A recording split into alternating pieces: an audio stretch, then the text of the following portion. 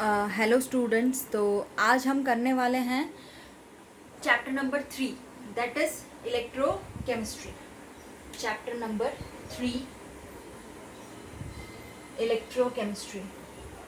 Electrochemistry most important topic है। इसमें भी बहुत सारे आपको न्यूमेरिकल्स देखने को मिलेंगे। ये चैप्टर जो है ये भी 14 मार्क्स कैरी करता है। क्लियर? तो थोड़ा ध्यान से अच्छे से पढ़ना, जैसे आप लोगों ने सोल्यूशन अच्छे से पढ़ा था। चलो, तो इलेक्ट्रोकेमिस्ट्री जो है वो आपको क्या कहता है, इसमें इलेक्ट्रोकेमिस्ट्री में क्या होता है कि बहुत सारे केमिकल रिएक्शन होंगे जो कि आपने देखे हैं केमिकल रिएक्शंस होते हैं। वो क्या करता है, कोई रिएक्शन आपको इलेक्ट्रिकल से केमिकल में प्रोड्यूस करेगा, मतलब कि use to produce electrical energy conversely, और कोई इलेक्ट्रिकल एनर्जी से डायरेक्टली केमिकल रिएक्शन प्रोड्यूस करेगा। और कितनी बार they do not proceed spontaneously, मतलब कि क्या हो गया कि स्पॉन्टेनियसली नहीं प्रोसीड करते हैं रिएक्शंस। जैसे मैं बात करूं स्पॉन्टेनियस रिएक्शंस में आपको बताऊंगी क्या होते हैं स्पॉन्टेनियस, और एक टर्म होता है स्पॉन्टेनियस रिएक्शन का, और दूसरा जो टर्म होता है that is non spontaneous. Non spontaneous, ये दो टर्म आप लोगों को पढ़ने हैं। यानी कि स्पॉन्टेनियस टर्म का मतलब ये होता है कि जो रिएक्शन खुद से प्रोसीड हो जाए, मतलब हमें इसमें ना बाहर से कुछ ऐड करने की जरूरत नहीं है। जैसे कि कितनी बार होता है ना, हमें टेम्परेचर देना पड़ता है तो डायरेक्ट रिएक्शन हो जाती है, उसमें हमें कुछ ऐड करने की जरूरत नहीं है। एसीटोन, इथेनॉल, कोई भी एनी एलिमेंट आप केमिस्ट्री का कोई भी कंपाउंड ऐड करने की जरूरत नहीं पड़ती है।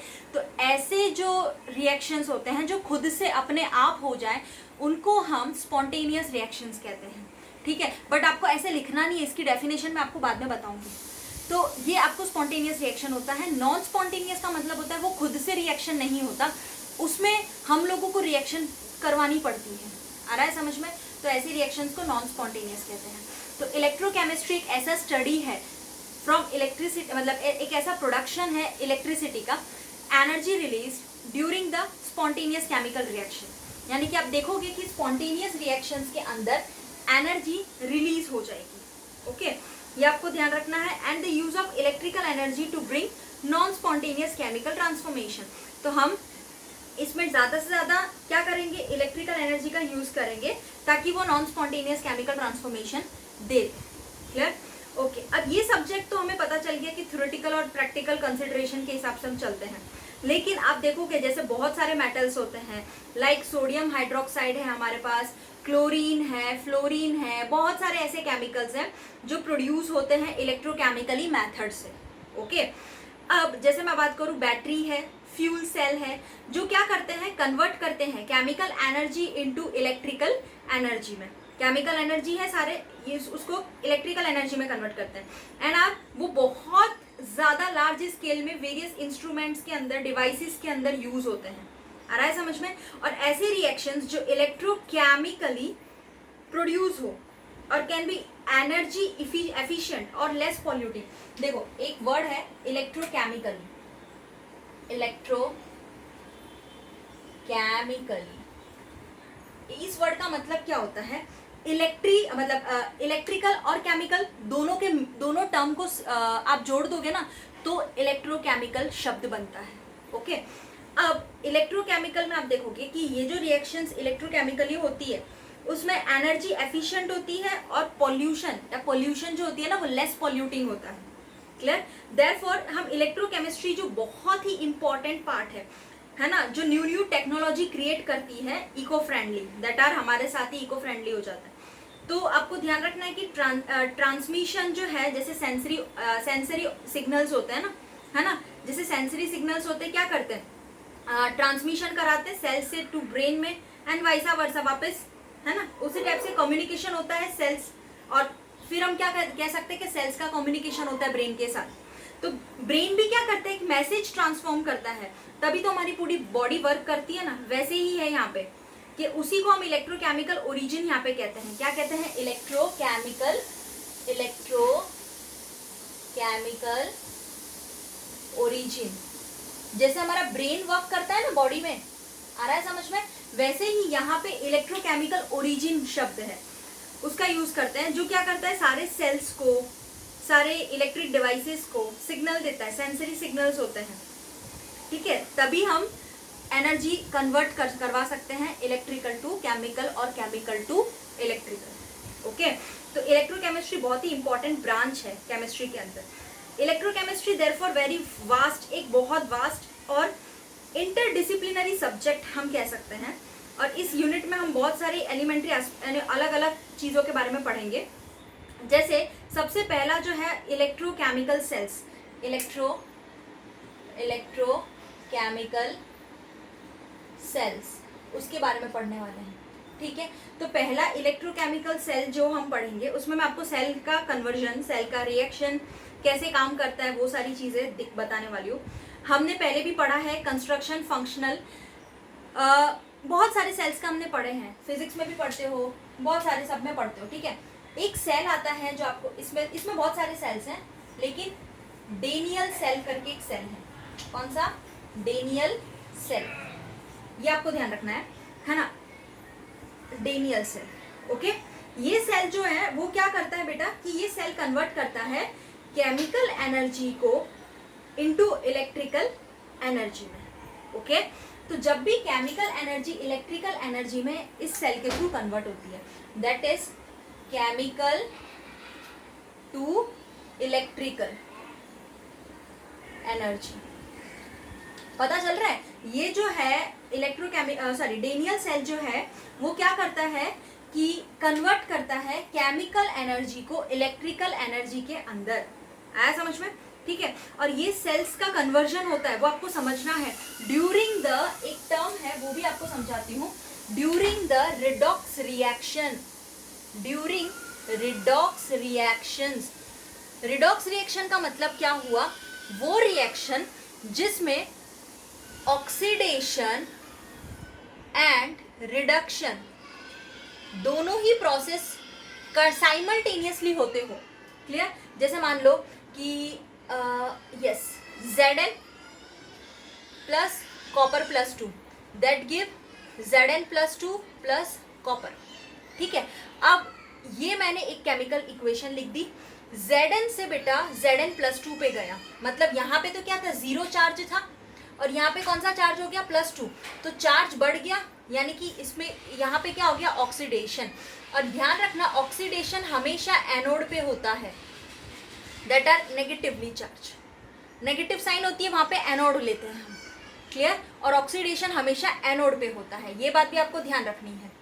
ओके, अब Cu+2 को देखोगे आप, कॉपर प्लस 2 से कॉपर 0 पे पहुंच गया चार्ज, तो इस कॉपर का क्या हो गया बेटा? रिडक्शन हो गया। क्या हो गया?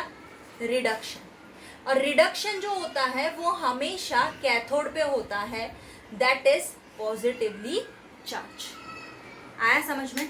इस वजह से, और ऐसे रिएक्शंस जिसमें दोनों होते हो, ऑक्सीडेशन भी होता हो और रिडक्शन भी होता हो, ऐसे रिएक्शंस को हम क्या बोलते हैं? Redox reactions. क्लियर? ये आपको अच्छे से ध्यान रखना है। अब ये मैंने आपको बताया है अभी, तो इसी में आगे बढ़ेंगे, जिसमें आपको एक सेल दे के रखा है, आपके टेक्स्ट बुक के अंदर भी है, 2-2, 3-3 सेल्स हैं, बहुत अच्छे अच्छे, वो आपको मैं बताऊंगी। जैसे मैं आपको बता रही थी कि Zn+2 कॉपर प्लस 2 जो है, आपको मैं इसके बारे में बता रही थी कि केमिकल को इलेक्ट्रिकल एनर्जी में कन्वर्ट करते हैं, राइट? तो उसके लिए तो उसको पोटेंशियल भी चाहिए ना, और has an electric potential equal to 1.1 volt यहाँ पे लिया हुआ है पोटेंशियल, दोनों Zn+2 और कॉपर प्लस 2 का, है ना। और ऐसे डिवाइसेस जिसको हम एक डिवाइस है जिसको हम गैल्वेनिक वोल्टेक सेल भी कहते हैं। क्या बोलते हैं उसको? Galvanic voltaic cell. एक्चुअल में अभी आपको समझ में आ जाएगा। देखो, सबसे पहले आपको गैल्वेनिक वोल्टेक सेल, इस सेल की बात कर रही थी ना, है ना। ये cell Daniell cell chemical to electrical energy में कन्वर्ट करता है। आ रहा है समझ में? तो ये सेल क्या करेगा? ये गैल्वेनिक सेल क्या करता है कि पोटेंशियल जो होता है, इलेक्ट्रिकल पोटेंशियल, है ना, उसको मेंटेन करता है। जैसे कि यहाँ पे 1.1 वोल्ट हमने लिया हुआ है। क्या किया है? 1.1 वोल्ट लिया हुआ है। तो इन दोनों का Zn+2 का और कॉपर प्लस 2 का, दोनों का कॉन्सेंट्रेशन आपको यूनिटी रखेगा, 1। यूनिटी का मतलब क्या होता है? 1। और ऐसे डिवाइसेस को जिसमें ये पोटेंशियल ऑक्सीडेशन और रिडक्शन दोनों पे पोटेंशियल मेंटेन करके रखे, ऐसे सेल को हम क्या बोलते हैं, गैल्वेनिक वोल्टिक सेल बोलते हैं। आ रहा है समझ में? क्लियर? चलिए अब हम इसको थोड़ा डायग्राम से अच्छे से एक्सप्लेन करती हूँ। बहुत ही इंपॉर्टेंट पोर्शन है इलेक्ट्रोकेमिस्ट्री का। क्लियर? तो बहुत ही अच्छे से ध्यान देना है आप लोगों को इस चैप्टर के अंदर। कोई भी डाउट हो तो पूछ लेना। ओके, तो एक चीज आपको इसमें ध्यान रखनी है इलेक्ट्रोकेमिस्ट्री के अंदर कि आगे आप पढ़ोगे बहुत सारे यूनिट्स आएंगे, वो सारे यूनिट्स आपको अच्छे से प्रिपेयर करना पड़ेगा। और इसमें सेल रिएक्शंस के अंदर आपको रिएक्शंस, न्यूमेरिकल्स इसके आएंगे, बहुत सारे न्यूमेरिकल्स हैं, वो भी हम इसमें सॉल्व करेंगे। चलिए सबसे पहला जो है इसका डायग्राम वो हम देख लेते हैं। जैसे मान लो ये हमने यहाँ पे जिंक, इसको क्या बोलते हैं बेटा, इलेक्ट्रोड्स, इसको बोलते हैं हम इलेक्ट्रोड्स। क्या बोलते हैं? इलेक्ट्रोड्स बोलते हैं। आ रहा है? और ये इलेक्ट्रोड है आपका जिंक का, जिंक। ये आपने बीकर ले लिया, एक छोटा सा बीकर ले लिया। ओके, और उसमें हमने क्या एक काम करते हैं, इलेक्ट्रोड को हमने क्या किया, इलेक्ट्रोलाइट के अंदर डिप्ट कर दिया। इसको क्या बोलते हैं? इलेक्ट्रोलाइट। क्या बोलते हैं? इलेक्ट्रोलाइट कहते हैं। आ रहा है समझ में? क्लियर है? इलेक्ट्रोलाइट। अब इलेक्ट्रोलाइट का मतलब हो गया आपका सोल्यूशन। अगर आपने यहाँ पे जिंक Zn का इलेक्ट्रोड लिया है तो यहाँ पे सोल्यूशन भी आपको Zn का ही लेना पड़ेगा, that is ZnSO4 solution. Clear? तो इलेक्ट्रोलाइट भी उसी का लेना पड़ता है, ये आपको ध्यान रखना है। ये बना दिया हमने। क्लियर? अब हमें क्या करना है, यहाँ से इसको, यहाँ पे दूसरा इलेक्ट्रोड मैं बनाऊंगी, वो बन जाएगा आपका कॉपर का, कॉपर का बनेगा। ठीक है, इसको भी बीकर के अंदर डाल दो। तो यहाँ पे कौन सा सोल्यूशन दे देंगे हम इसको, CuSO4। Okay, CuSO4। तो यहाँ पे है ना, यहाँ पे आप क्या लिखोगे नीचे, solution containing salt of copper, यहाँ पे solution containing salt of Zn। यहाँ तक क्लियर है? ओके, यहाँ पे आपका पॉजिटिव आएगा, यहाँ पे आपका नेगेटिव आएगा। ठीक है, ड्यू टू साइन हम अलग अलग लेते हैं ना, इस हिसाब से। यस, अब आपको देखो इसमें आपको एक चीज ध्यान रखनी है, यहाँ पे हमने सॉल्ट ब्रिज लगाया है। सॉल्ट ब्रिज 1 मार्क में आता है, सॉल्ट ब्रिज किसे कहते हैं, ये आपको ध्यान रखना है। अब इस टाइप में आपका करंट फ्लो करेगा, करंट इधर फ्लो करेगा, इलेक्ट्रॉन्स इधर फ्लो करेंगे। कैसे? वही सब चीज समझनी है हमें। ओके, चलिए देखते हैं। एरो बना दो यहाँ से इधर। ओके, चलो तो अब एक चीज आपको ध्यान रखनी है इसके अंदर, अगर मैं यहाँ पे अगर एक एक्सटर्नल ऑपोजिट पोटेंशियल अप्लाई करती हूँ, यानी हमारा एक पूरा सेटअप किसका हो गया, गैल्वेनिक सेल का पूरा अच्छे से अच्छा सेटअप हो गया, हमने बना दिया। ओके, अगर मैं इसमें एक्सटर्नल ऑपोजिट पोटेंशियल अप्लाई करती हूँ, मतलब कि मैं बाहर से कोई पोटेंशियल अप्लाई करती हूँ, तो क्या होगा, धीरे धीरे इंक्रीज होना, मतलब कि यहाँ पे क्या होगा कि पानी का फ्लो, इलेक्ट्रोलाइट का फ्लो बढ़ना स्टार्ट हो जाएगा, यानी वो भी क्या होता है, धीरे धीरे टेम्परेचर इंक्रीज करने लगेगा। इलेक्ट्रॉन्स भी क्या होंगे, इलेक्ट्रोड है ऑब्वियसली, तो नेगेटिव वाले पॉजिटिव पे अट्रैक्ट करेंगे, पॉजिटिव वाले नेगेटिव पे चले जाते हैं। इस टाइप से होता है ना, है ना, है ना। तो आपको ये चीज ध्यान रखना है कि उसी टाइप से आप फिगर 3 ये मेरा फिगर 3.2 है, टेक्स्ट बुक में आप देखोगे तो 3.1 है, मैं आपको अभी 3.2 जो फिगर है वैसा ही 3.2 फिगर आपको बताऊंगी, जिसमें आपको ऐसा बोला है कि एक्सटर्नल, मतलब कि अगर मैं इसको एक्सटर्नल पोटेंशियल अप्लाई करती हूँ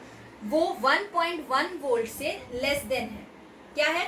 1.1 वोल्ट से लेस देन है। यहाँ पे कॉपर सल्फेट सोल्यूशन आ गया। चलो देखो, अब मैं आपको समझाती हूँ अच्छे से। क्या करना है हमें, सबसे पहले मैं एक्सटर्नल ऑपोजिट पोटेंशियल को अप्लाई किया गैल्वेनिक सेल के अंदर।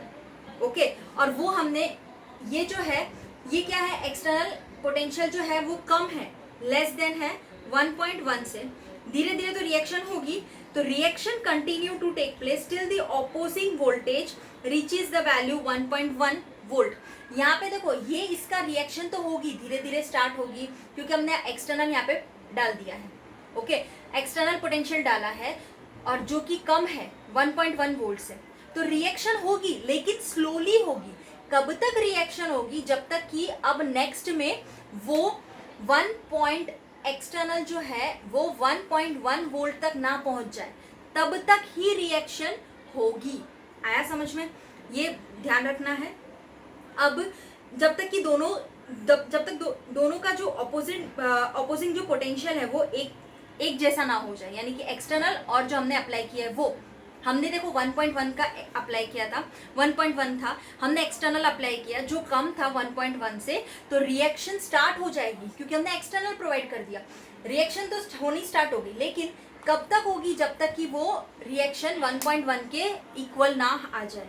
ओके, जब when the reaction stop all together, अगर जब ये 1.1 के, अब देखो पहले मैं इस कंडीशन की बात कर लेती हूँ, इलेक्ट्रॉन फ्लो, अब इसमें ऐसी जब कंडीशन होगी ना जिसमें, लेकिन उससे भी पहले मुझे इस कंडीशन की बात करनी पड़ेगी। क्यों? देखो ये Zn आपका इलेक्ट्रोड है, ये आपका कॉपर इलेक्ट्रोड है, ये इसकी बात कर दी थी मैंने। अब आपको एक चीज ध्यान रखना है, करंट जो है वो ऑब्वियसली है कि पॉजिटिव से नेगेटिव टर्मिनल की ओर बढ़ता है, तो करंट तो ऐसे फ्लो करेगा ना, पॉजिटिव टू नेगेटिव ऑब्वियसली हमेशा। तो जिस डायरेक्शन में करंट फ्लो करता है उसके ऑपोजिट डायरेक्शन में इलेक्ट्रॉन फ्लो करेंगे। मतलब इलेक्ट्रॉन कुछ इस डायरेक्शन में ऐसे फ्लो करना स्टार्ट होगा, इस स्टेप में इलेक्ट्रॉन इलेक्ट्रॉन इलेक्ट्रॉन।